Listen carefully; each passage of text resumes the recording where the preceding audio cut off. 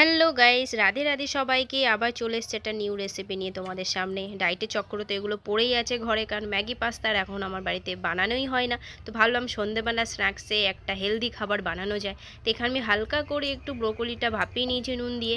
বেশি ভাপাবো না, তাহলে আবার বেশি নরম হয়ে যাবে। তারপর আমি এখানে দেখো যত সবজি লাগবে এগুলো কেটে কুটে নিয়েছি। তারপর একটু রসুন কুচি, একটু পেঁয়াজ কুচি, একটু বাটার মধ্যে দিয়ে হালকা করে একটু ভেজে নিয়ে দিয়ে দেবো এবার সব সবজিগুলো।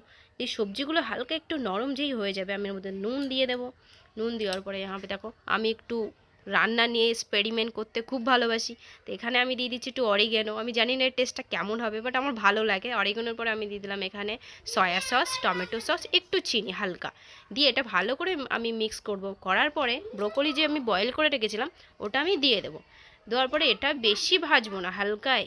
তারপরে আমি এখানে দিয়ে দিলাম কর্নফ্লাওয়ার আর একটু গোলমরিচি গুঁড়ো। দেখো এখানে রেসিপিটা রেডি হয়ে গেছে। রেসিপিটা এখানে রেডি হয়ে গেছে। আমি প্লেটে দিয়ে দিচ্ছি আমার মেয়ের জন্য একটু। তো আমি ভাবলাম এটা খেতে বেশ গোবি চিলির মতো লাগবে খেতে।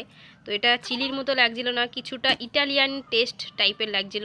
যাই হোক, ইউনিক একটা রেসিপি নিজে ট্রাই করলাম। তোমরাও ট্রাই করবে বাড়িতে, কেমন লেগেছে কমেন্টে বলবে। আর সাবস্ক্রাইব করে দেবে আমার চ্যানেলটা, পাশে থাকবে। রাধে রাধে সবাইকে।